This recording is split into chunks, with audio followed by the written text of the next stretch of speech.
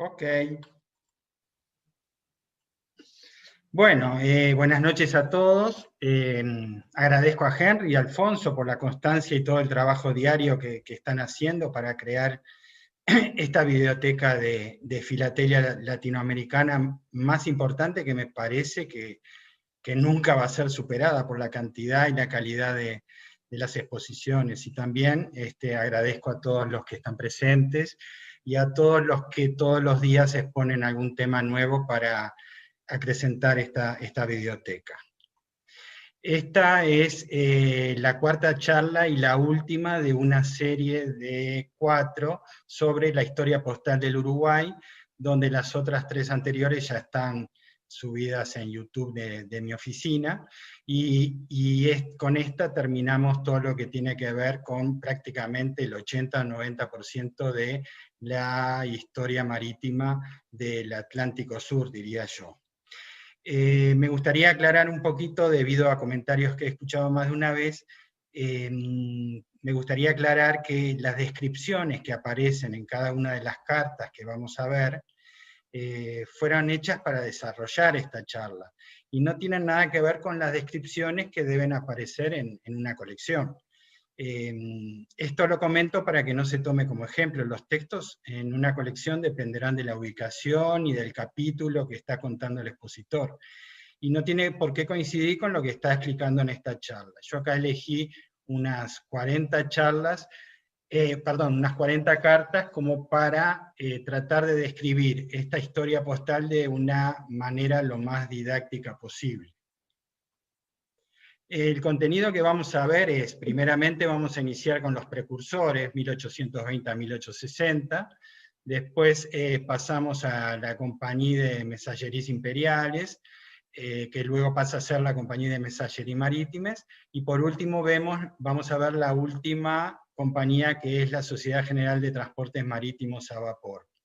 Como siempre hay que recordar que primeramente todo empezó con barcos veleros de unas 200 toneladas más o menos, con el casco de madera, y lo más importante para lo que nosotros queremos, que es la historia postal y la correspondencia, cómo viajaba, la velocidad de estos barcos era variable, por lo tanto no se sabía muy bien cuándo salía o cuándo llegaba un velero a destino. Sin embargo, en la segunda mitad del siglo XIX ya se empiezan a usar los vapores, que ya son más grandes, de unas 1.200 toneladas, con casco de hierro, ya prácticamente no tenían por qué romperse en el viaje, o era más difícil por lo menos, pero lo más importante era que eran de velocidad fija, o sea, sí podíamos determinar llegadas y salidas a destino, y para la correspondencia eso era muy importante, ¿no? Había que comenzar esta charla por algún punto, y me parece que lo ideal era justamente empezarlo en la batalla de Trafalgar en 1805.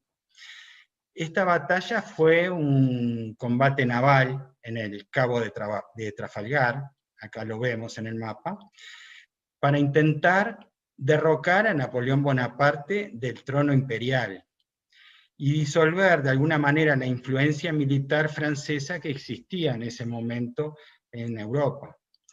En ese momento España era aliado de Francia, y el Reino Unido, con el capitán Nelson, que tenemos acá a la izquierda, como su líder, al frente, fue el gran vencedor de esta batalla. Esto tuvo sus consecuencias. La batalla de Trafalgar lo que otorgó a los británicos fue prácticamente el dominio absoluto de los mares, no solo durante estas campañas napoleónicas, sino también durante prácticamente la totalidad de todo el siglo XIX. Como todos sabemos, esto se recuerda en Londres mismo. Hoy día la plaza más importante de la ciudad de Londres está dedicada a Trafalgar. Sin embargo, eso no quiere decir que los franceses sigan navegando por todos lados, pero habían perdido ese dominio. Tan es así que 2 años después, en 1807, son los ingleses los que llegan al Río de la Plata y invaden tanto Montevideo como Buenos Aires, con una fuerza de 10.000 hombres, y una ocupación que duró 7 meses. eso trajo aparejado a que el correo español hacia Europa, hacia el viejo continente, no funcionó durante ese tiempo.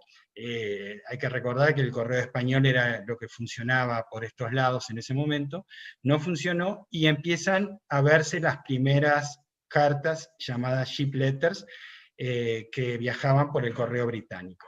De esta época de las invasiones inglesas se conocen 7 cartas de Montevideo. Eso no quiere decir que a medida que fueron pasando los años, Francia se vaya recuperando y también llegue hasta nuestras costas. Y entonces vamos a ver qué pasaba con esos buques mercantes, que eran eso lo que llegaban hasta estas costas, y cómo llevaban la correspondencia. Y como esto fue recién a partir de más o menos 1830, es que yo pongo esta tabla acá para ver cómo podemos estudiar nuestras cartas, y las tarifas internas que vamos a ver son las de esta planilla, que van de 1828 a 1848. Como ustedes ven, dentro de Francia, tenemos en la primera columna la distancia entre el puerto de llegada de las cartas hasta la ciudad de destino, tomados en línea recta.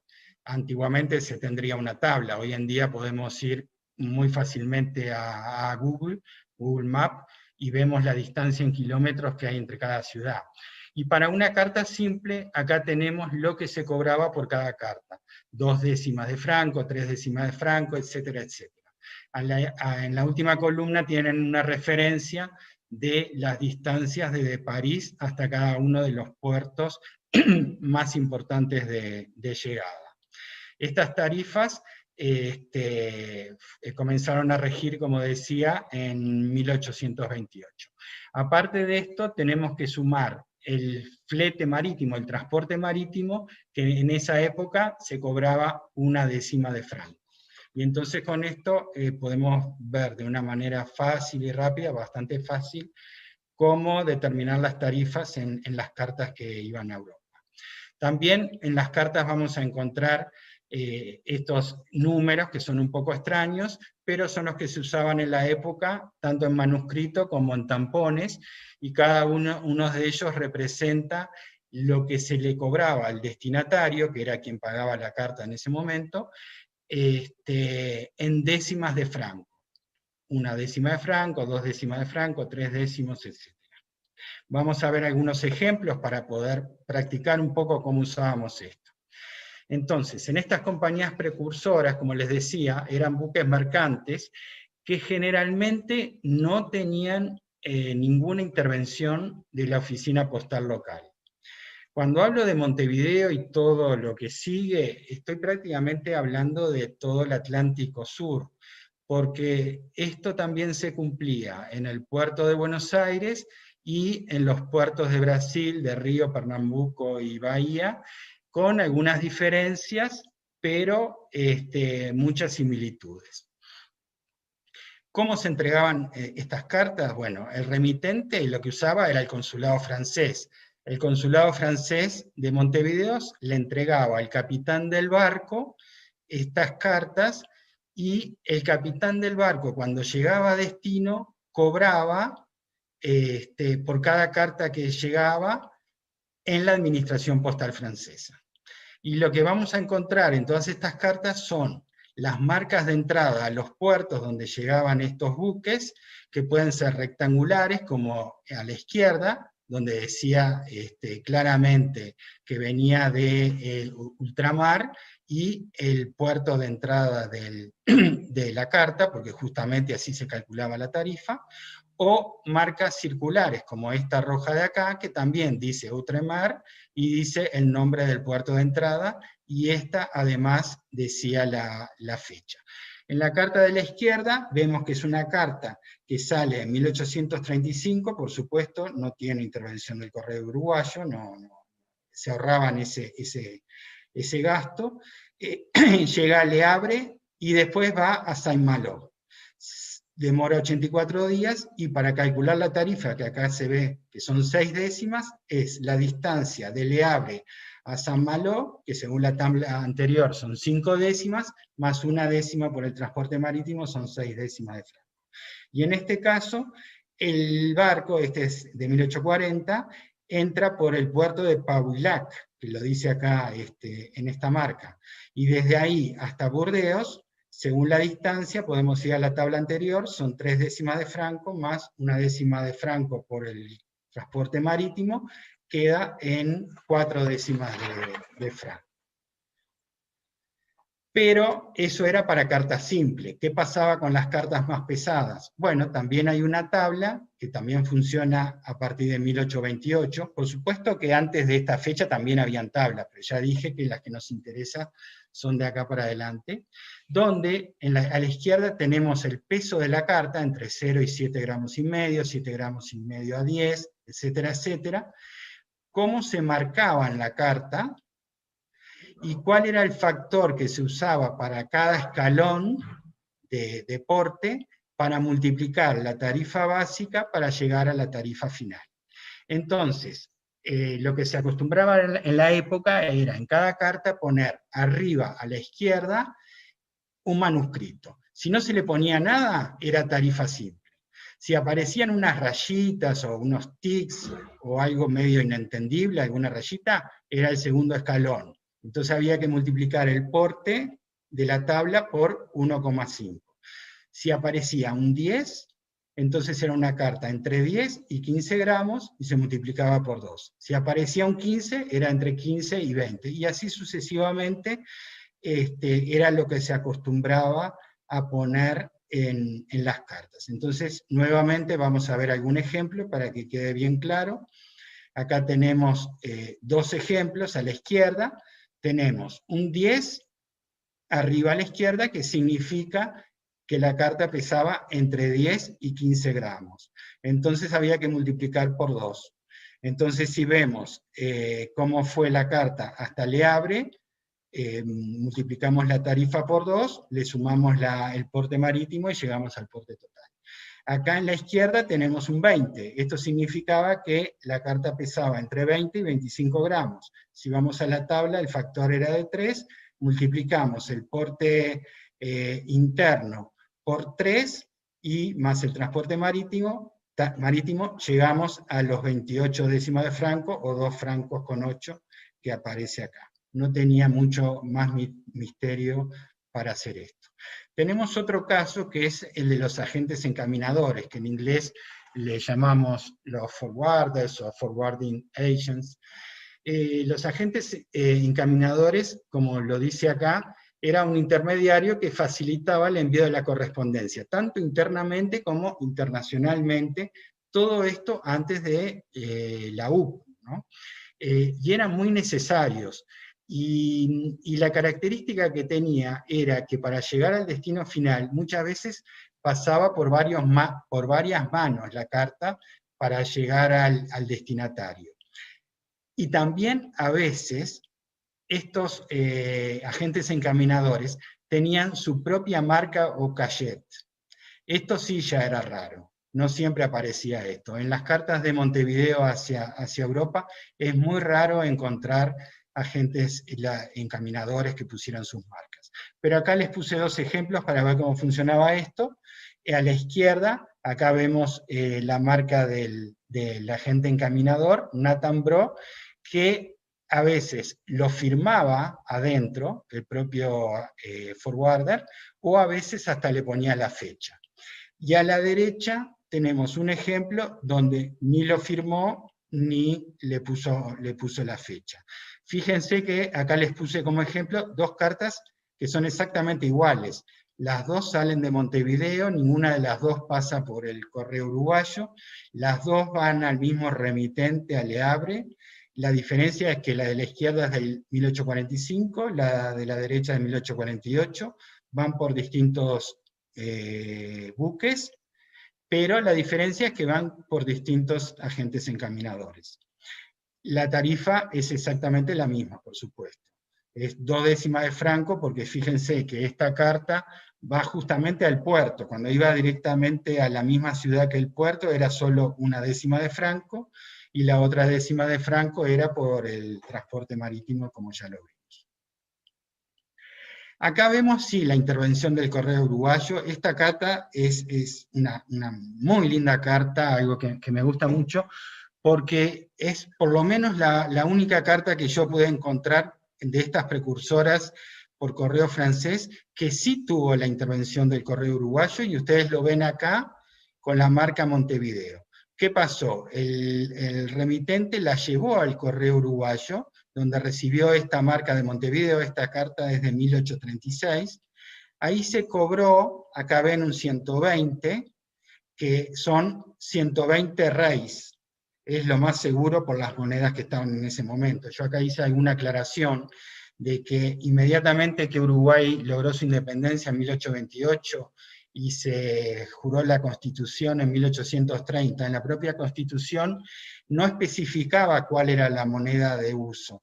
Y lo que se usaba, lo que era costumbre en esa época en el país, era que el circulante fuera metálico. Circulaba oro, plata, cobre, aleaciones, y se utilizaba indistintamente la moneda española, la moneda brasilera, la moneda argentina, incluso algunas fabricadas localmente.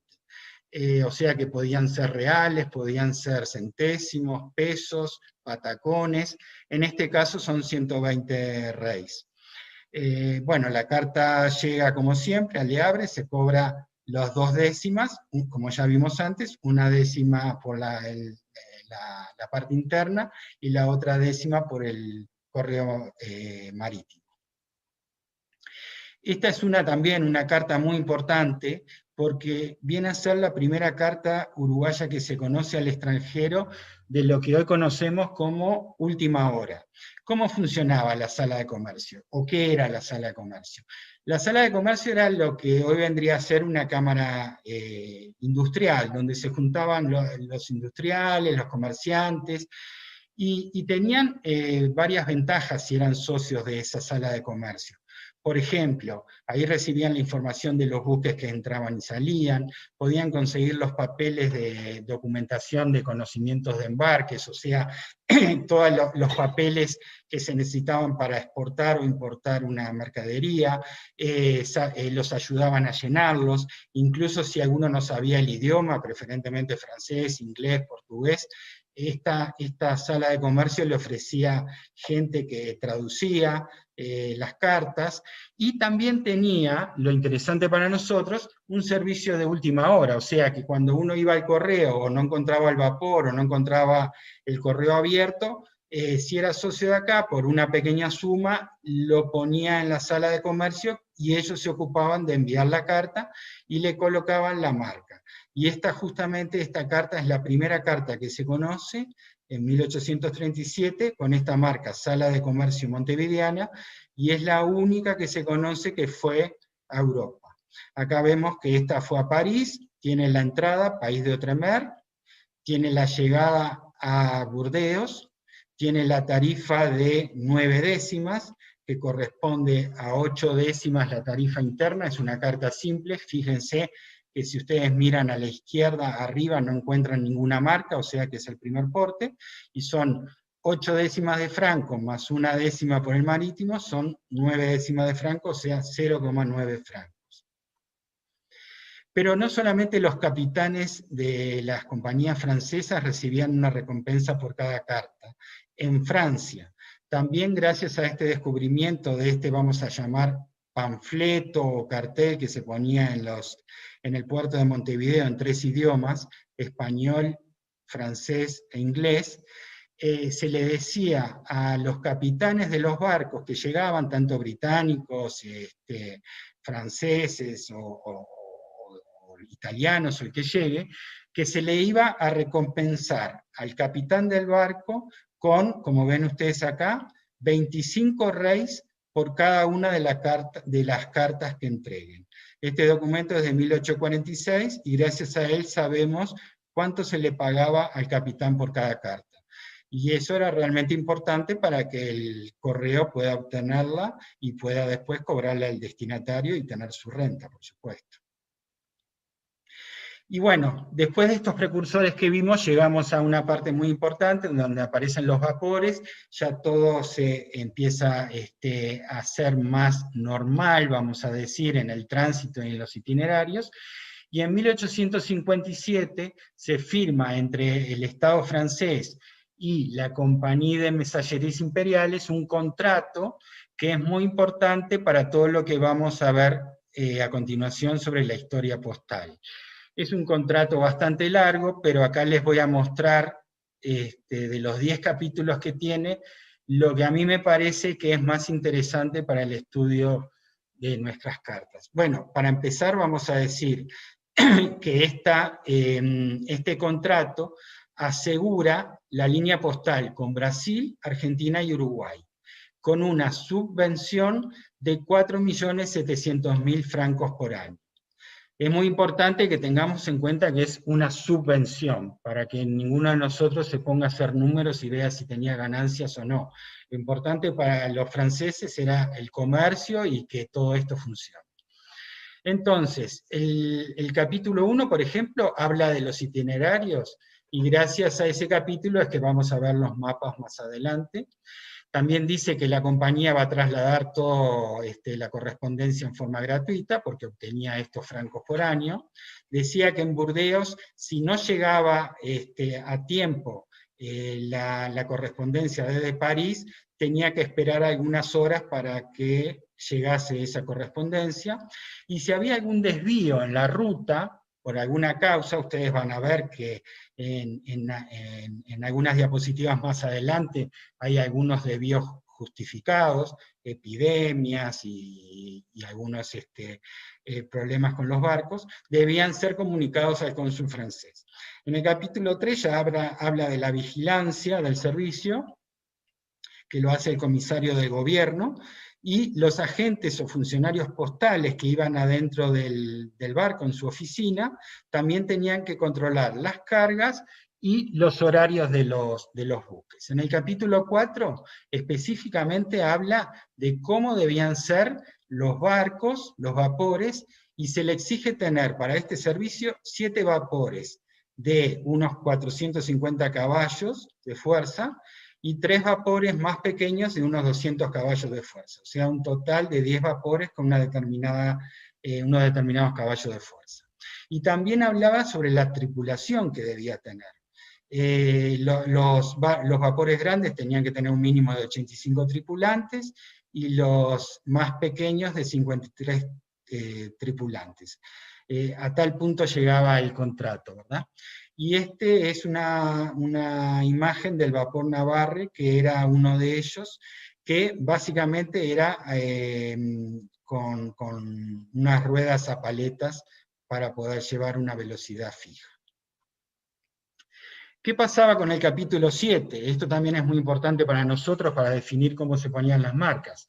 Los funcionarios o agentes postales que iban adentro del barco, en la oficina postal, eran designados por el ministro de Hacienda, cobraban 4.000 francos por año. Lo que tenían que hacer, está en el artículo 27, inciso C, tienen que recibir, conservar y procesar la correspondencia. Lo vamos a ver en las próximas cartas. Y curiosidades, para que vean la importancia que tenían estos agentes postales, tenían que estar alojados en camarotes de primera clase. Tenían que tener una oficina al lado con llave para poder procesar la correspondencia, para poder manipularla, para poder ponerle las marcas, las tarifas. Y en otra habitación con llave tenían que tener un depósito para poder tener esta correspondencia. Recuerden ustedes que eran muchísimas las cartas que iban, y cuando llegaban a París, el mismo día ya salían hacia el destino. Incluso fíjense que hasta habla de que almuerza, de que come con pasajeros de primera clase, o con oficiales, durante los descansos, por la mitad de la tarifa. Tenían subvencionada la comida. Y después también decía que si el funcionario postal no puede servir con el servicio, el capitán se hará responsable del mismo. Incluso también encontré, por algún lado decía, que ellos hasta tenían suplente. Vamos a suponer que el funcionario postal se enfermaba 1 o 2 días antes de salir del barco, ya estaba estipulado quién iba a ser su suplente. Y si tampoco podía salir el suplente, en definitiva era el capitán del barco el que tomaba el puesto, para que vean lo importante que era la correspondencia en esos años. Y si había problemas con el barco, también el funcionario postal se tenía que hacer cargo de llevar la correspondencia a cualquier otro barco extranjero, que por supuesto iba a tener un costo, tenía que pagarlo, y después el Estado le iba a quitar de la subvención anual ese costo. Y en el capítulo 10 habla de la duración del contrato, que era de 20 años de la puesta en marcha. Y bueno, también estipulaba las tarifas. En 1860, que comenzó este servicio, también por contrato, estipulaba que hacia estos destinos, yo puse solamente los más relevantes, pero la lista es más amplia, hasta Francia era de 0,80 francos para una carta simple, hasta Italia de 1,20 francos, hasta España de 0,80 francos, pero como no había un convenio, el destinatario tenía que pagar además 4 reales cuando le llegaba la carta, y hacia Estados Unidos salía 1,60 francos. Y así sucesivamente para la de segundo porte, etc., ¿no? ¿Y qué pasaba del lado uruguayo? Bueno, también había unas tarifas al extranjero, yo acá les puse una tabla que también iba por peso, primer porte simple, doble, triple, también les puse los años, hasta el 59, 3 reales, 5 reales, 7 reales, entre el 59 y el 66 eran centésimos, y después del 66 ya se pasó al sistema monetario decimal y bajaron las tarifas, entonces en vez de 12 centésimos, se cobraba 10 centésimos, 20, 30, hasta llegar a la UQ en 1880. No se, del lado uruguayo no se exigía poner la estampilla en el sobre hasta 1872, cuando sucede el incidente postal, que vamos a comentar cuando lleguemos a esa fecha. ¿Y qué pasaba con el itinerario que había en ese contrato? Bueno, esta compañía salía siempre del puerto de Burdeos, iba hacia Lisboa, pasaba por las islas acá, por San Vicente, en Cabo Verde, aquí se detenía para cargar carbón, después seguía hasta Pernambuco, hasta Bahía, perdón, hasta Río de Janeiro, y volvía. Esta línea la hacían los barcos grandes, los vapores grandes que vimos antes, que podían ser hasta unas 2.000 toneladas. Y acá les puse los nombres de los vapores que hicieron esta línea, y el primer viaje de cada uno cuando lo hicieron en 1860. Pero acá en Río de Janeiro se bajaba muchísima carga, por supuesto, y la gente que llevaba y la correspondencia que llevaban a Brasil, bajaba acá en Río de Janeiro lo que iba a ir hasta Montevideo y Buenos Aires, y se subía todo a un vapor más chico, que hacía este viaje en verde a Montevideo, Buenos Aires, y volvía. Todo este trayecto demoraba 50 días, más 5 días en Río, y el trayecto de Río a Buenos Aires, 8 días. Y acá les puse los dos vapores que hicieron ese trayecto, y sus primeros viajes, y eran unos vapores de unas 800 toneladas. Veamos entonces cómo funcionaba en la práctica en la correspondencia. Bueno, habían agencias postales consulares en tierra, no arriba del barco, primero vamos a ver estas que estaban en tierra, y tenían sus propias marcas, que eran siempre octogonales, con el nombre del país o de la ciudad y la fecha. También aquí, y les puse la fecha de aplicación de cada uno.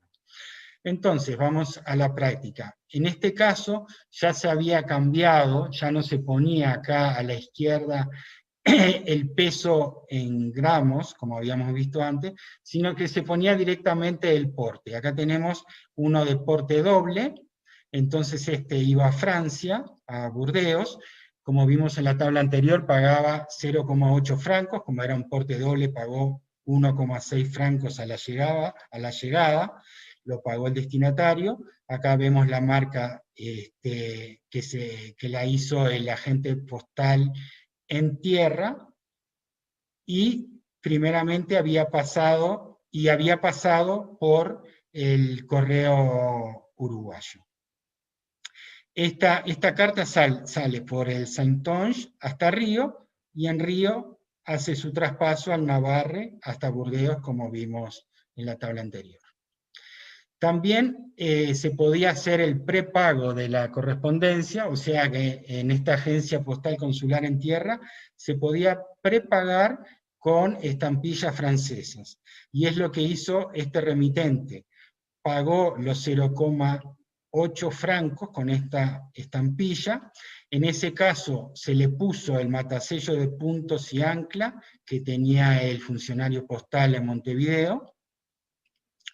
Como iba a Francia, ya iba pagado hasta destino, en ese caso usaba el PD, que es el prepago hasta destino, que ven este PD en rojo acá, le puso esta marca Uruguay, octogonal, para que sepa de dónde salía, y el destinatario acá no tenía que pagar nada. En este caso en particular aparece un PP también, que posiblemente fue hecho por error, pero justamente el destinatario no tenía que pagar. Este fue también por dos vapores, Saintonge hasta Río, y allí siguió en el Bern hasta Burdeos. También tenemos acá otro lindo ejemplo, también fue prepago con esta estampilla y el matasello de puntos y ancla, pero en lugar de decir la marca, decir Uruguay, es con la marca Montevideo, es un ejemplo distinto al anterior. Acá, un poco borrado, aparece el PD, porque el pago era hasta el destino. Cuando llegaba a Burdeos, se le ponía esta marca que dice Brasil, porque para ellos las cartas venían desde Brasil, ¿verdad? Porque venían en los vapores desde Río de Janeiro. Y cuando aparecía este 1 que ven acá, fue aplicada la marca en Burdeos. Y cuando aparece un 2, es porque fue aplicada en París. Y esta carta lo que tiene de interesante es que del lado de atrás, en el vapor que fue de Río de Janeiro hasta Burdeos, que era el Guien, le pusieron esta marca del vapor Guien, que no era común ponerle la marca del barco. Por eso lo interesante de esta carta en particular.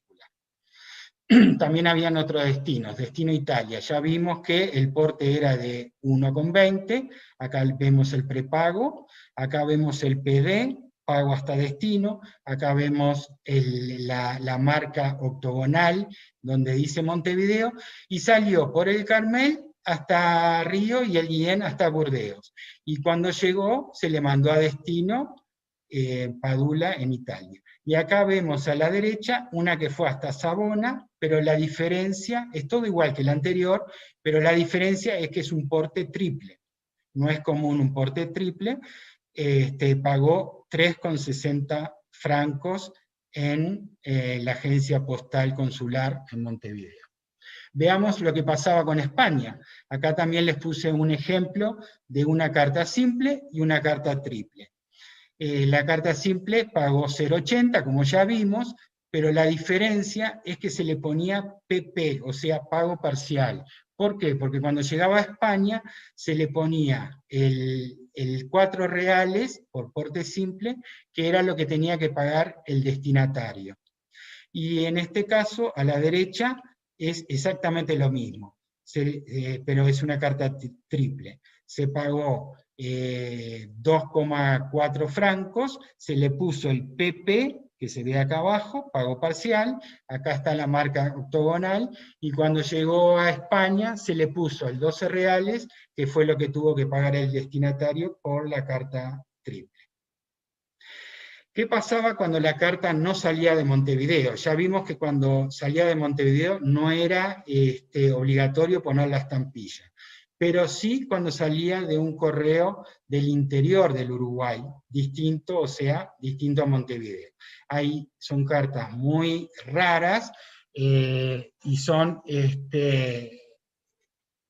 muy preciadas estas cartas porque van franqueadas con la emisión de soles de la época de Uruguay. Esta es una carta que salió de Paysandú de 1863, pagó los 120 centésimos por ser una carta al extranjero simple, llegó al correo de Montevideo, ustedes ven acá, que llegó y fue puesta la marca del correo. El correo la envió al capitán del barco, al agente postal, perdón, del barco a bordo, que le puso la marca Uruguay y Saint-Onge, que era el vapor que salía en esa fecha, en el 63. También le puso el tampón de 8 décimas, que era lo que tenía que pagar el destinatario al recibir la carta. De estas se conocen solo 3 cartas, 6 en total, y solo 3 que fueron por el correo francés. También existía correspondencia militar en esa época.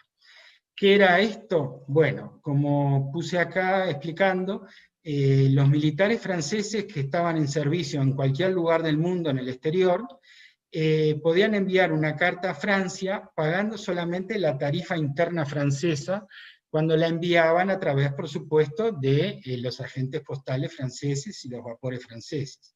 Entonces acá yo les puse 2 ejemplos. En ambos ejemplos, siempre lo que tenía el funcionario postal era una marca octogonal que decía correspondance d'armée, o sea, correspondencia militar, y abajo decía el nombre del barco que iba a llevar esa correspondencia y la fecha en la que la ponía. Pero este militar que estaba en servicio en cualquier lugar del mundo tenía 2 posibilidades. Una era que la pague el destinatario, y la otra posibilidad era hacer un prepago él mismo. Y tenían distintas tarifas. Si vamos a la derecha, acá la persona, el remitente, prefirió pagarlo él y solamente pagó 20 centésimos, o sea, 0,2 francos.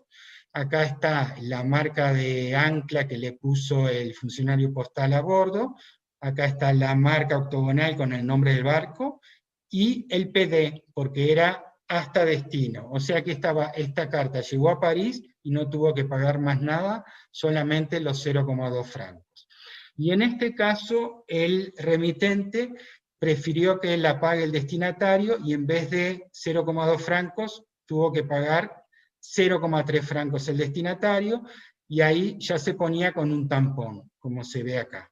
También está la misma marca que vemos a la derecha, está acá a la izquierda, esta de 1862, también viajó por las líneas que vimos anteriores, pero solamente pagó con la franquicia militar que existía en la época.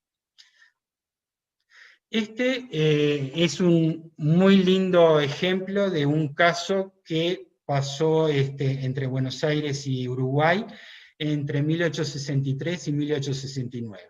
Le puse como título, y así lo llaman los libros también, la valija suplementaria del 14.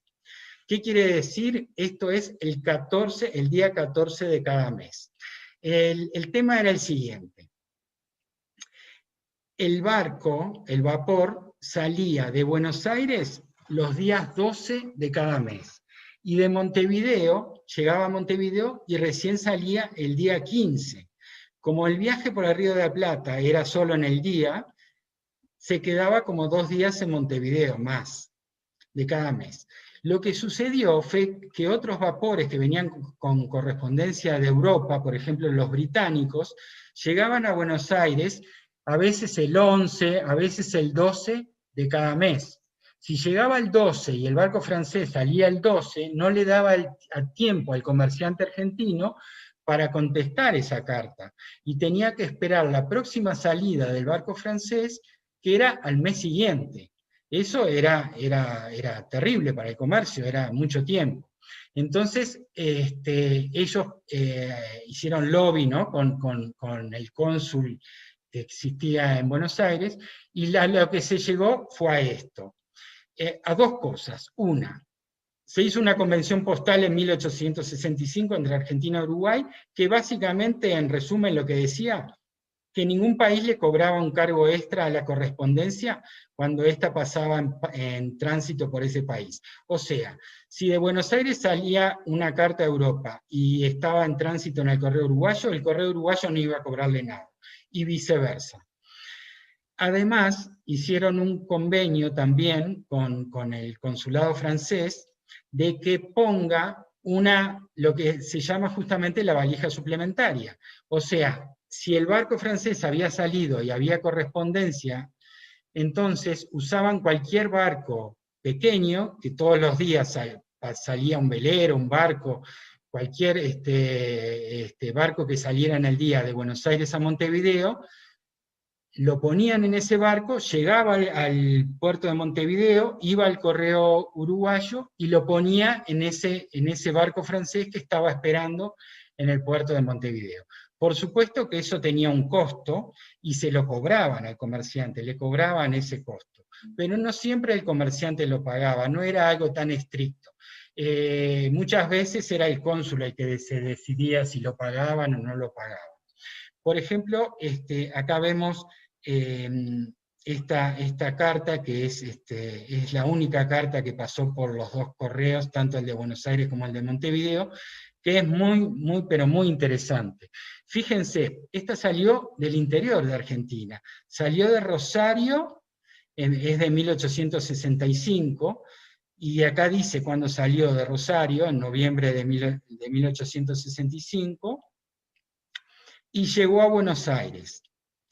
Pero con tan mala suerte que a Buenos Aires llegó el 13 de noviembre. El 12 de noviembre ya se había ido el barco francés. Entonces la mandaron en un barco sin costo, por supuesto, porque este era un comerciante que estaba en Rosario, no hay ninguna marca ni nada que diga que le cobraron.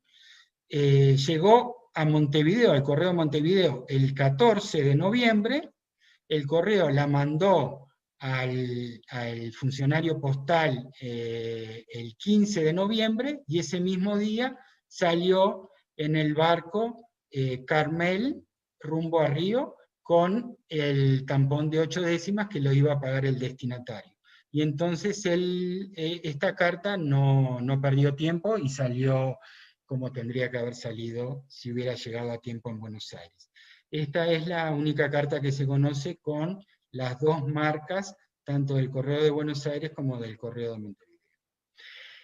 Lo que sucedió en 1866 fue un cambio de tarifa. El 1 de enero se estableció una nueva tarifa de 1 franco. ¿Se acuerdan que antes era 0,80 francos? Para todas las cartas que salen sin prepagar. O sea, las que iban prepagas se seguía cobrando 0,80. Para las que iban a pagar a destino, se empezó a cobrar 1 franco. Acá tienen una anterior, agosto de 1865, donde está la tarifa anterior, 8 décimas de franco. Y acá tienen una de enero del 66, inmediatamente posterior al cambio de tarifa, donde ya se cobra 1 franco, y también una de febrero, que también se cobra 1 franco. Pero ¿por qué pongo estas dos cartas como muy interesantes? Porque tienen una curiosidad, y es que el tampón de 1 franco, o sea de 10 décimas, recién llegó a Montevideo en marzo de 1866. Entonces, si ustedes notan bien, fueron puestas en enero y en febrero, fueron puestas en manuscrito, y acá se ven que son distintas. A partir de marzo ya se empieza a usar el tampón. Por eso hay tan pocas cartas así con este manuscrito. En 1866 se crea una nueva línea, la K, que es la que vemos acá en verde, y es la que va de Río de Janeiro hasta Buenos Aires. Y la línea que va de Burdeos hasta Río de Janeiro se le llama J. En la práctica siguió siendo lo mismo, porque son los mismos barcos, los vapores grandes hacían esta línea J, y la línea K la hacían los vapores pequeños. Pero ¿qué pasa? A los efectos nuestros de historia postal, lo que cambian son las marcas. Ahora empiezan a aparecer las marcas con la línea y el número al cual fue asignado a esta línea. Por ejemplo, acá vemos la línea, una marca con la línea K, y de los dos tipos, uno sin adornos y otra con estos adornos acá, y acá vemos un ejemplo, pagando un franco por supuesto, un ejemplo acá abajo donde dice línea K, que era esta línea de acá. O sea, es una marca distinta. También en esa época se hacía la línea pasaba por Dakar, que era en África. Pero entre marzo y octubre de 1866, esta primera línea J que vimos antes, de Río a Burdeos, pasó en tránsito por San Vicente en Cabo Verde. Y lo interesante de esta carta es que es la única que se conoce salida de Montevideo, donde el agente postal a bordo le puso la marca de San Vicente, esta que ustedes ven acá, la marca San Vicente, el paquete de la línea francesa J, número 3, de 1866. Las demás no tenían esa marca. En 1869, por una resolución, y debido a la competencia que ya en ese momento tenían las líneas francesas con las líneas, por ejemplo, británicas, se decidió la prolongación de la línea principal de Burdeos a Buenos Aires, efectuada por los nuevos vapores más potentes. Entonces, ahora, un mismo vapor era el que salía de Burdeos y llegaba a Buenos Aires. Es que realmente la gente que iba en estos vapores se quejaba de que si iba a Europa, salía de Buenos Aires o de Montevideo, tenía que llegar a Río, bajar en el puerto de Río, esperar a subir al nuevo vapor, que no era generalmente el mismo día, sino que era algún otro día, porque había que bajar la carga, la correspondencia para llevarla a un vapor mayor. Entonces eso no solamente demoraba más días, sino que era realmente toda una incomodidad. Entonces la gente prefería otros vapores. Entonces justamente por eso pongo yo acá, debido a la competencia, es que en 1869 se crea esta nueva línea, y allí es que empezamos a ver todas estas marcas con ya la línea J, que hacía todo el recorrido. También hubo un recorrido que cuando llegaba la línea a Dakar, que era donde cargaba carbón el vapor, se salteaba a los puertos de Pernambuco y de Bahía y se iba directamente a Río de Janeiro. Este recorrido lo que hacía era justamente hacerlo más rápido. Pero la diferencia es que esta línea especial no recibió el subsidio del gobierno. Pero sin embargo, igual se hicieron algunos viajes de esta forma. Acá pongo los vapores que se usaron, que llegaban hasta Buenos Aires, que era el Gironde, el Extremadura, el Amazon, el Uruguay y el Sil. Acá tenemos una carta muy linda porque hace el doble cruce del Atlántico, una ruta muy anormal, digamos, para encontrar en una carta, que es con destino a Estados Unidos. Vemos que fue pagado, como vimos en una tabla anterior, para una carta simple con 1,60 francos, con dos estampillas de 0,8 francos, y la marca, el matasello de puntos y de ancla, y como era pagada hasta destino, se le puso acá el PD. Tomó la línea J, salió de Montevideo, Río de Janeiro, Bahía, Pernambuco, Dakar, Lisboa, Burdeos, todo en la línea J. De Burdeos fue a París, de París fue a Londres, acá vemos la marca de Londres, están todas las marcas, hay marcas atrás y adelante. Acá vemos lo que yo les comenté antes, la llegada a París con el Brasil y el número 2, habíamos dicho que el número 1 era en Burdeos y el número 2 era aplicado en París. Esta carta fue a Londres, tomó un paquete americano, llegó a Nueva York, de Nueva York al destino final, a Maine, que no tuvo que pagar nada porque venía pagado hasta destino. Este 2 es un crédito que se le daba a Estados Unidos. Destino a Italia. Vemos acá una carta que no pasó por el correo uruguayo. Acá vemos a la izquierda como se usaba arriba el 2, que eran 2 portes, y como pagaba un franco la carta simple a Italia, esta recibió el tampón de 20 décimas de liras, o sea, 2 liras, que cuando el destinatario lo pagó, se le puso el sello de tasa de 2 liras. Y esto pudo llegar justamente a Italia porque había una convención entre Francia e Italia, el F56, que acá a la izquierda les pongo de qué se trataba. ¿Cuánto se pagaba por todo un paquete de cartas cada 7 gramos y medio? Y en el ejemplo de la derecha sí pasó por el correo uruguayo, pero como salió de Montevideo, no llevaba estampilla de Uruguay. Esta era una carta simple y a la llegada pagó 1 lira, que cuando se pagó fue, se le aplicó esta estampilla de 1 lira. Bueno, en 1871 hay un nuevo cambio de tarifa, y ahora la tarifa simple pasó a ser de 1 franco para todas las cartas prepagadas hacia Francia. ¿Se acuerdan que las que iban sin prepagar ya se había cambiado la tarifa? Bueno, en 1871 ahora empezaron a cobrar 1 franco también para las que iban prepagadas. Y este es un lindo ejemplo porque está prepagada con 4 estampillas de 0,25 centésimos de franco, y bueno, todo lo demás es lo que ya vimos, fue a Francia, pago hasta destino final, y la marca octogonal con la línea J, como ya vimos antes. ¿Qué pasa en septiembre de 1872? Se produce el incidente postal. Esta lámina ya la vimos en mis charlas pasadas, así que no voy a profundizar en esto, pero se obligó a que la correspondencia pasase por el correo de Montevideo, se tenga que pagar los 10 centésimos en una carta simple, y debía llevar para su control la estampilla del correo uruguayo, y ahora vamos a encontrar esta estampilla ya en la correspondencia al extranjero.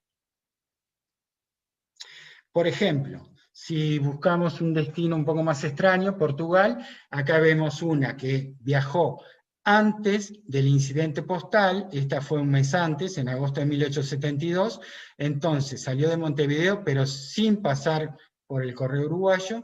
Está la estampilla esta perdón, la marca octogonal de Montevideo y la fecha y la línea J, y como era un porte doble, el destinatario tuvo que pagar 300 reis por la carta para que le llegue al destinatario.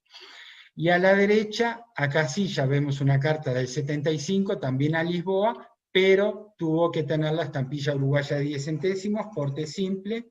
El destinatario tuvo que pagar el porte simple de 150 reis, y esta es una linda carta donde el sobre, por curiosidad nomás puse porque es un sobre raro de encontrar, es de la compañía telegráfica que ya funcionaba en esa época en Montevideo.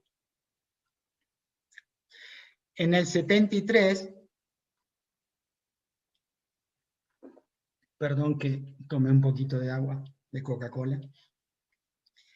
En el 73 se hizo una redistribución de la línea J, o sea, se asignaron cada uno de los números a distintos vapores, acá se los puse, que nos interesa a nosotros para la historia postal. Es importante saber por qué buque iba, y en el 76 también estas líneas, la 1 hasta la 6, volvió a cambiar, o sea, se redistribuyeron las marcas postales con los nombres de las líneas, entonces, de los números de las líneas, entonces sabemos por qué barco fue cada uno de ellos. Acá ponemos otro destino, que era Bélgica, para estudiar algo muy interesante. Esta es una muy linda carta, por 2 razones. Una, que es una carta oficial, salió con esta marca que dice Administración General de Correos de Montevideo, o sea, no pagó en Montevideo, era el propio correo. Acá tienen la marca del correo, era el propio correo que mandaba esta carta. esta es la única que se conoce con esta marca, iba a Bruselas, era un porte triple, era un porte, suponemos triple justamente, porque pagó 3 francos, acá lo vemos, pero acá dice, arriba dice, con un paquete de diarios. Bueno, al tener un paquete de diarios, posiblemente esta carta, luego de llegar a Burdeos y luego llegó a París, se contaron los diarios que tenía y se los querían cobrar. Acá vemos un 9 tachado y después un 4, que posiblemente esto lo que sea es que le asignaron un porte de 4 francos que tenía que pagar. Entonces se le puso esta marca que es rarísima, salida de Montevideo, o sea, no es una marca rara para Francia, pero para Montevideo sí, porque se conocen menos de 5 cartas con esta marca, donde dice que justamente muestra que un cargo postal adicional debía ser cobrado al destinatario. Posiblemente este tampón 4 que aparece acá, que ya vimos antes eran 4 décimas, en realidad querían poner 4 francos, y pusieron este 4, y si ustedes ven en manuscrito, hay 2 rayitas y un 0 en manuscrito, que era la forma en ese momento de escribir 4 francos. Entonces, esta carta lo más seguro es que el destinatario final tuvo que pagar un franco adicional para recibirla, y en ese momento el franco belga era igual al franco francés, así que pagó un franco. En 1876 hubo un cambio de matasellos. ¿Se acuerdan que antes vimos el matasellos de punto y de anclas? Bueno, se eliminó en el 76 ese matasello y se estableció que todos los sellos franceses se tenían que matasellar con la marca octogonal de Montevideo. Pero lo curioso es que durante 9 viajes esta marca fue aplicada con tinta roja. Y bueno, busquemos 2 ejemplos entonces con tinta roja. Para eso nos dedicamos los coleccionistas, a buscar estas curiosidades. Acá vemos una carta de 1878 que sale de Montevideo, paga un franco, correctamente pasa por el correo uruguayo, paga los 10 centésimos de Uruguay, y esta mata sellada con el octogonal rojo. Y esta de la derecha también es de porte simple, paga los 10 centésimos, pero con varios sellos franceses, todos con matas sellados con el octogonal rojo, y en realidad este suma 1,05 francos. Se ve que justo no tenía de 10 centésimos de franco y pusieron 6 de 15.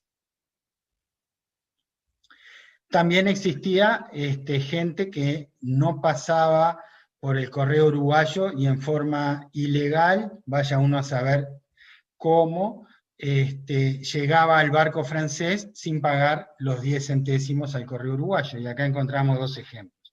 Uno del 78, donde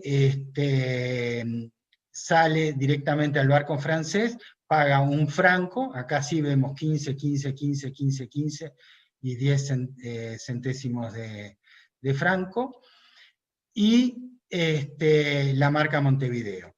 Y de este lado, ya es una carta del 78, esta carta va a Suiza, y como ya estaban en UPU los 2 países, bueno, se tasa con 1,30 francos suizos que se pagan con sellos suizos.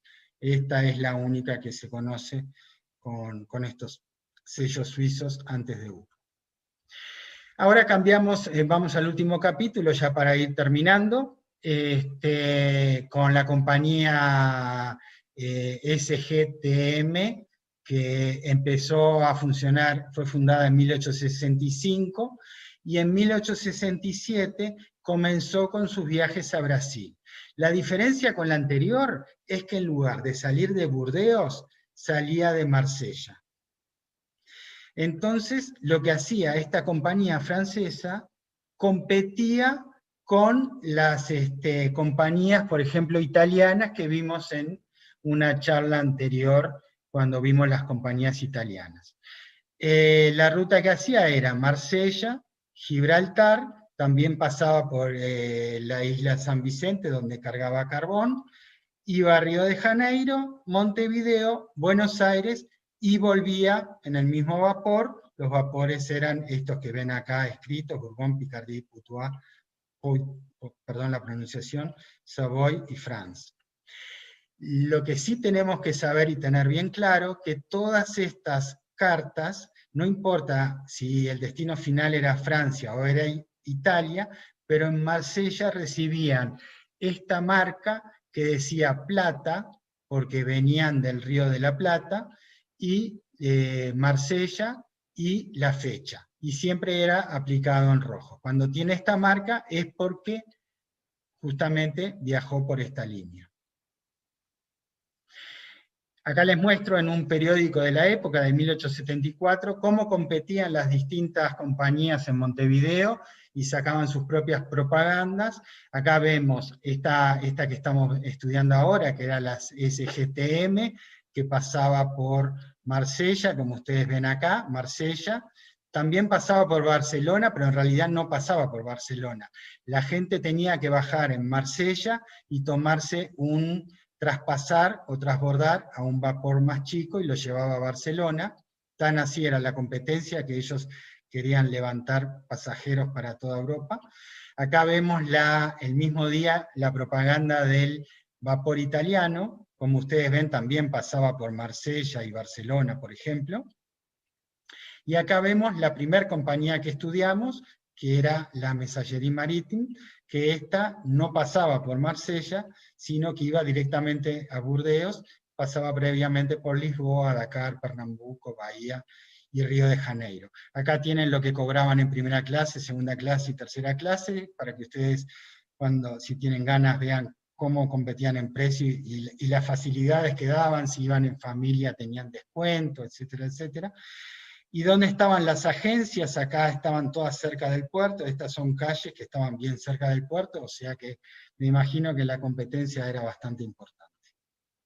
Acá vemos una carta de esta compañía, vemos en el medio la marca en rojo de Plata y Marsella, viajó por este barco, pagó los 10 centésimos en Montevideo, llegó a Marsella, de Marsella fue al destino final, Burdeos. En este caso pagó 1,2 francos y viajó por esta compañía que hablamos recién.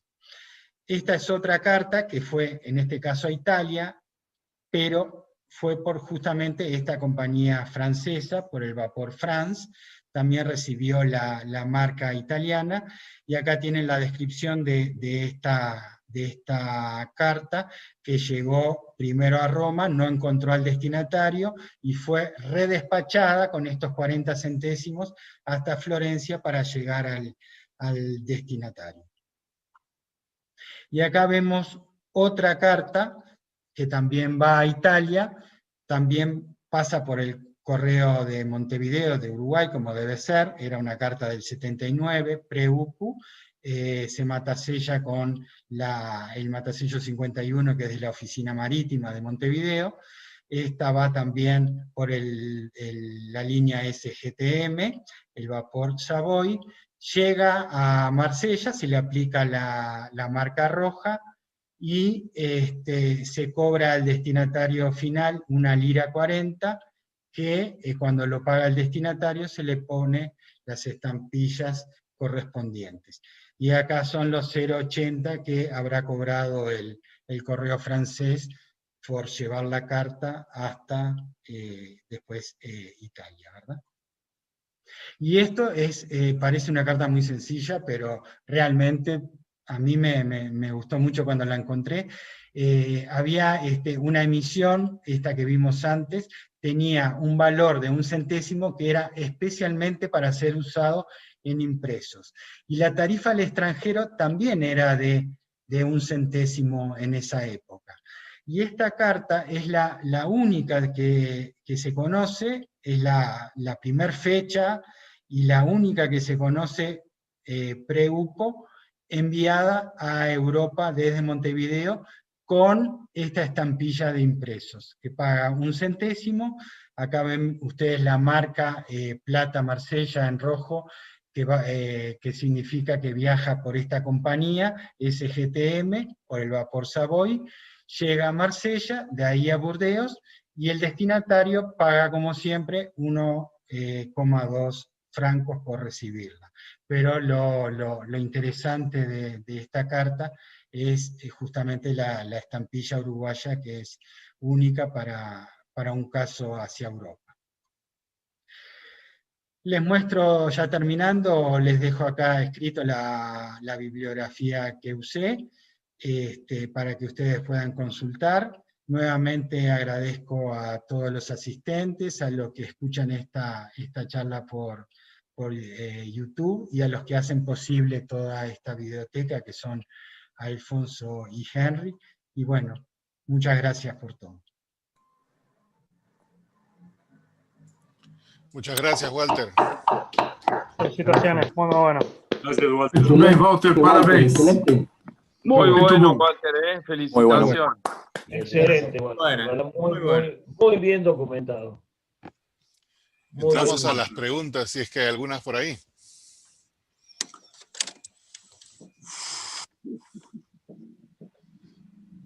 Walter, yo tengo una pregunta para vos.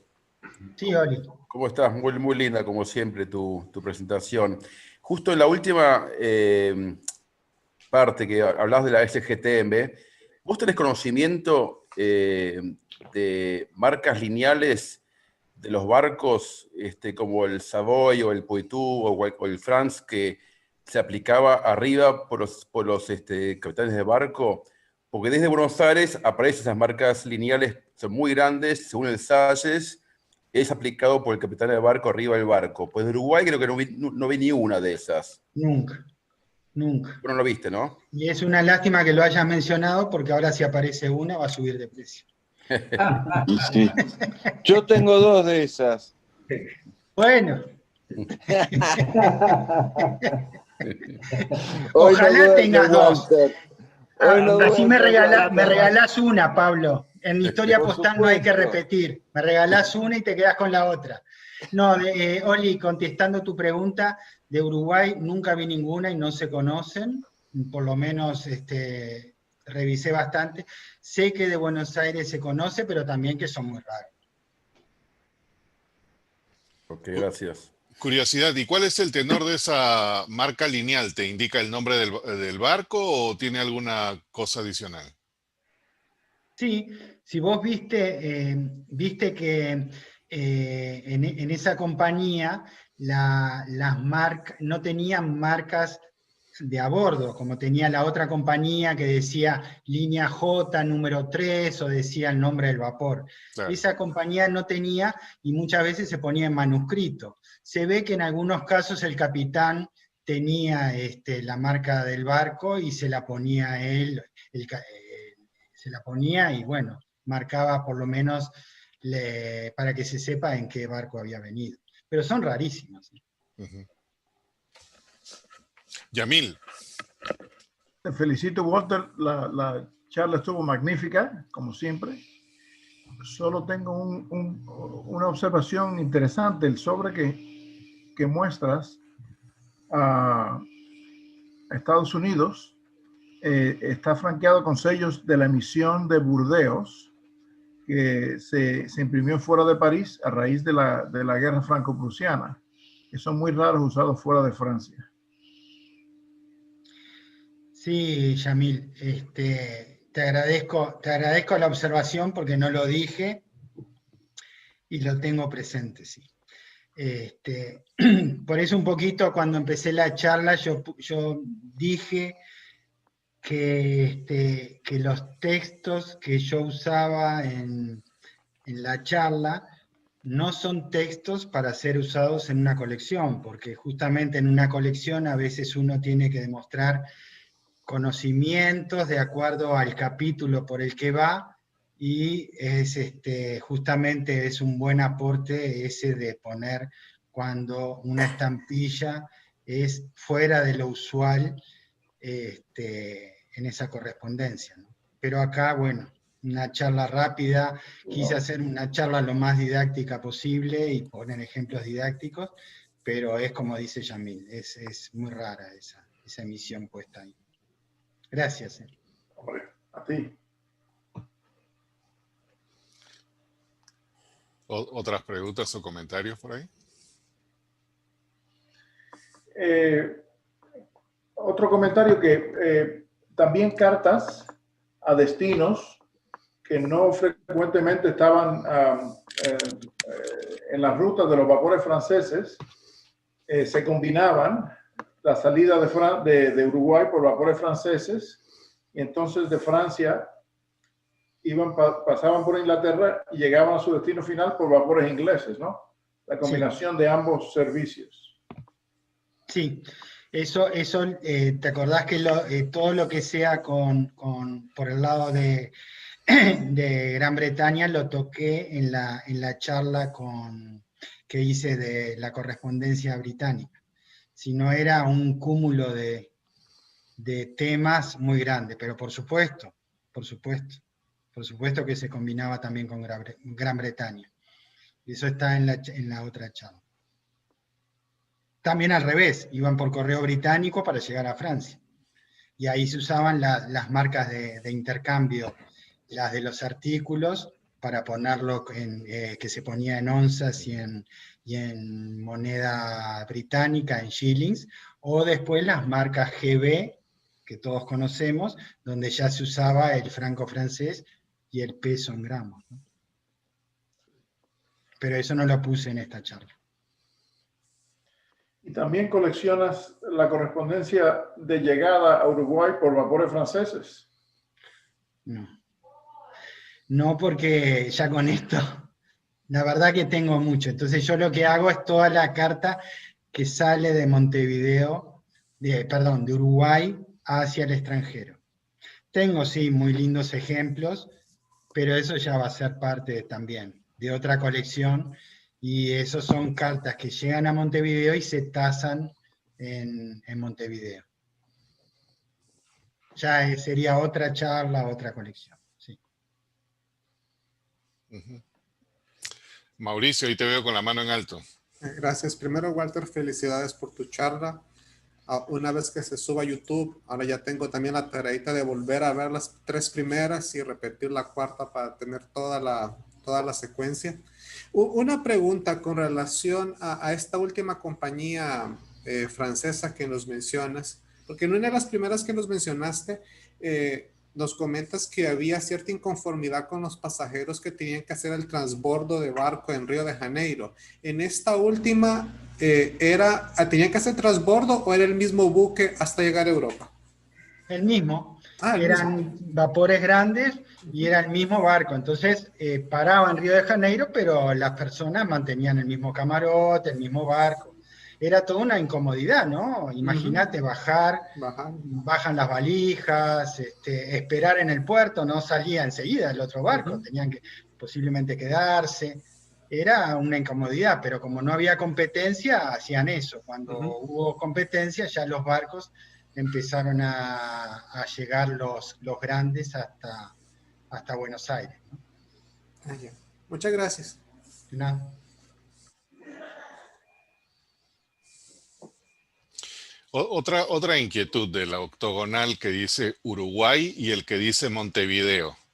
¿Hubo alguna diferencia en el uso o se usaban indistintamente? No, yo puse ahí una diferencia en fechas, pero en realidad se usaban indistintamente. Tenían la costumbre de mandar el nombre del país y el nombre del puerto. Por eso yo también puse un ejemplo con una, un ejemplo con otra, pero esas se ponían fuera del barco, en la agencia postal consular en tierra. Las que se ponían a bordo del barco ya llevaban el nombre del barco al principio, o después ya llevaban la línea J, línea K. Por eso yo mostré en una lámina que se redistribuyó, o sea, la línea J, número 3, en un cierto periodo era tal vapor, pero después en otro periodo era otro vapor, pero la marca era la misma, ¿no? Y esa se ponía a bordo del barco.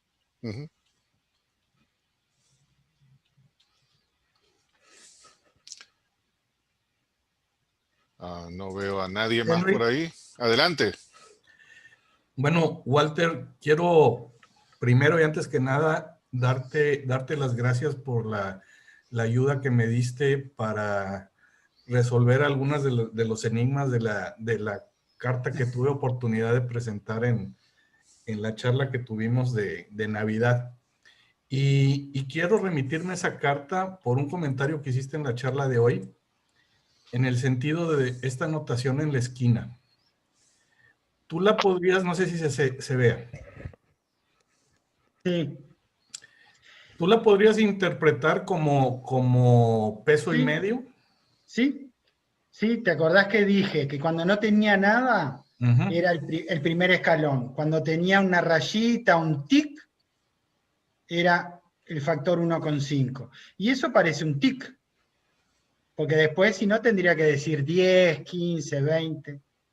Yo la interpretaría como el segundo escalón. Eso sí es muy útil. Ahora hay que interpretar el garabato que está abajo. Y por cierto, porque esto es de interés para quienes asistieron a cuando presenté esta pieza, muy acertadamente Walter corroboró que este 28 de febrero y este 28 Morlé es simplemente coincidental, es el número de la oficina. Entonces no tiene nada que ver este 28 con este 28. La verdad que mucha casualidad. Sí, exactamente, porque yo escuché, no pude estar en esa charla, la escuché el otro día, y esas marcas francesas tenían un número que iban desde el 1 hasta no sé cuánto, no sé, 80, no sé, no tengo idea. Pero cada oficina tenía un número. Y se dio la casualidad en la carta de Jaime, yo me empecé a reír cuando lo vi, que justo coincidía el 28, que era la oficina de Morley, con el 28, que era la fecha. Entonces ahí podía uno confundirse un poco. Pero es así, es el 28 era la oficina. Pues muchas gracias, Walter. No, al contrario. Está muy divertida esa carta tuya. Ahora la parte más difícil es de Veracruz a Perú, que esa... Con lo que te ayuden los del Pacífico. Con lo que me dices de peso y medio, y si el garabato es un 3, ya puede ser tránsito Veracruz-Acapulco, ¿eh? Ah, bueno. A lo que estábamos especulando, que cruzó México continental. Si es peso y medio, sí. Y yo me jugaría que es peso y medio, porque esa marca la pusieron por algo. Y si vas a la tabla que yo te puse, es un tic. Hay que descifrar el garabato nada más para encontrar el 3. Vas a tener que pagarle algo a Walter después por lo que te acabo de decir. No. Para mí fue a nivel de, qué sé yo, un champán, alguna cosa así. No. Cuando vi esa carta de Jaime me puse como loco a tratar de descifrar a ver qué podía, y bueno, y le escribí enseguida.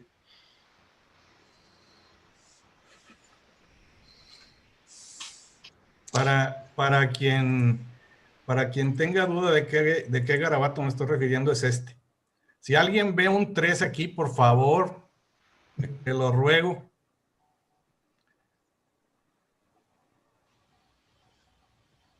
Cada vez me inclino más por la opinión de Henry, que es un 8, pero... Parece más un 3, Jaime, porque generalmente todos los 8 que hemos visto generalmente no están cerrados por arriba. Este parece que si fuera la vueltecita del 3. Y ya le invertí colores, ya le cambié intensidad, ya hice cantidad de trucos gráficos y no se deja. Hay que hacer aparte con las iluminaciones, como con la iluminación, polarizar luz para filtrar y a ver. Fíjate de ponerle una luz a través. Lo de la luz, sí. Prueba con el RAW de Photoshop. ¿Pero qué tipo de luz, perdón? Poniéndola sobre un LED, sobre un plafón LED, para ver la diferencia de las densidades de las tintas. Entonces, con alguna puede ser que sea más nítida que la otra. Ok. Y si no, buscar el ángulo de brillo. Porque viéndola inversa, el problema es que el garabato está muy fuerte. Sí.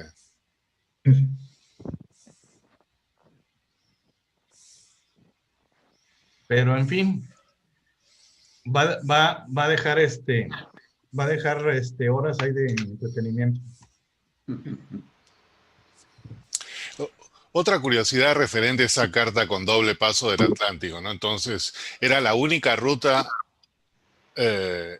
no recuerdo la parte inglesa, así que me disculpas ahí, pero si querían mandar una carta del Río de la Plata a Nueva York, la línea inglesa hacía conexión por el Caribe, por San Tomás o en algún lugar, ¿había alguna línea que llegara del Río de la Plata al Caribe o necesariamente tenía que cruzar el Atlántico 2 veces? No, había vapores que llegaban a Río de Janeiro, sí, había una línea de Río de Janeiro a Estados Unidos, la carta podía ir a Río y de Río tomar un vapor hasta Estados Unidos. ¿Y cuál de las dos rutas es más común? ¿La de doble paso o la de directa a través de Río? Ninguna, desde Montevideo ninguna es común. No, sé, dentro de lo poquísimo que se conoce. Buenos Aires. No sé, Oli, vos qué opinás. Yo creo que es parecido. Justo ayer esta semana salió un remate, una carta justamente de Uruguay que iba con sellos franceses vía Río de Janeiro a Estados Unidos, pero creo que ambas son muy raras, ¿viste? A Estados Unidos desde Uruguay. ¿Y de Buenos Aires?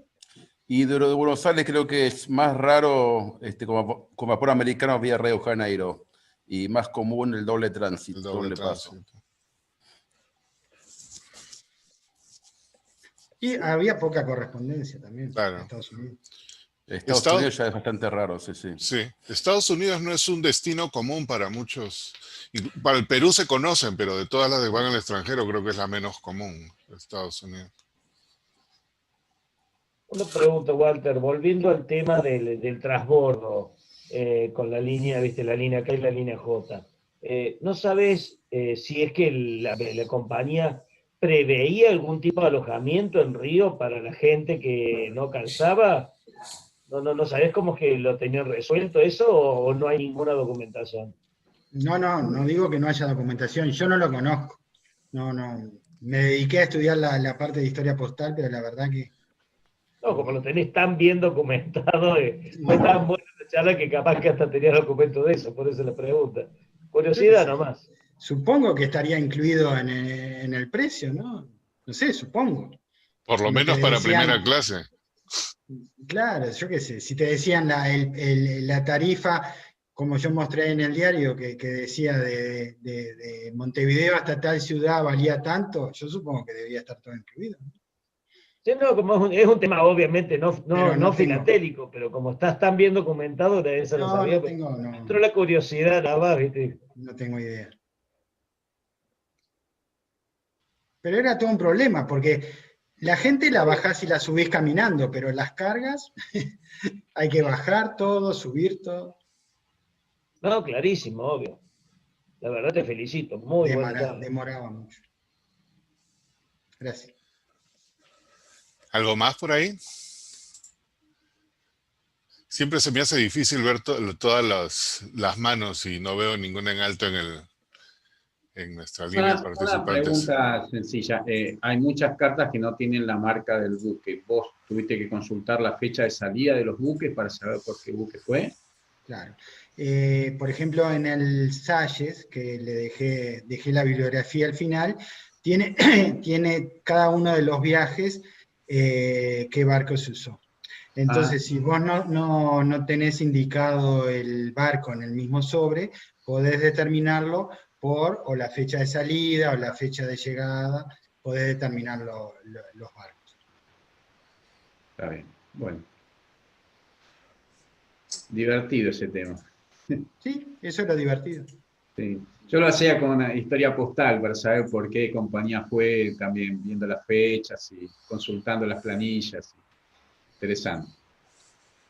Es que eso es lo divertido, ¿no? Ver que coincidan las tarifas, ver que coincidan los barcos, encontrar que lo que en manuscrito dice tal barco, vas al libro y realmente fue por ese barco. O sea, todas esas cosas son las que hacen divertida la historia postal, ¿no? llegar a descifrar, o sea, lo que está haciendo Jaime ahora, ¿no? Tratar de descifrar una carta por completo. Bueno. ¿Alguien más? No veo a nadie. Bueno, Walter, nuevamente muchísimas gracias por compartir parte de tu colección y tu investigación. Siempre se aprecia eso. Y el día de mañana...